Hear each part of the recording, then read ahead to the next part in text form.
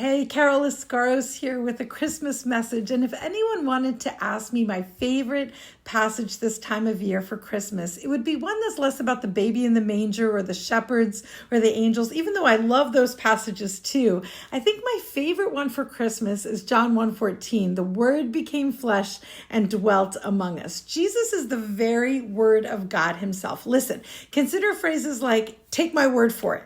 Or you can trust that guy at his word. Listen, a person's word essentially tells you who they actually are. Jesus said, out of the abundance of the heart, the mouth speaks. Jesus is God's very word. He shows us God's heart.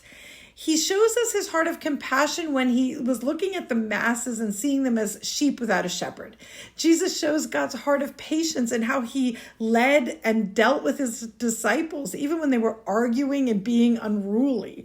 He shows God's heart of mercy when he was dying on the cross for our sin. Jesus is the Word of God, the expression of God's very heart right before our eyes. That's why I love it when we study the names of God. We see Jesus showing up in these Christophanies, these pre-incarnate manifestations of Jesus again and again in the Old Testament. Like when Jesus reveals himself as Jehovah Shalom with Gideon, or El Roi with Hagar, or Yahweh, the great I am, that face in the burning bush scene with Moses, or Jehovah Jireh in the scene with Abraham. Jesus reveals himself again and again, even in the Old Testament, as the very Word of God. Jesus, the Word himself, became flesh and dwelt among us. That is the most important message to me this Christmas, and I pray that it blesses you.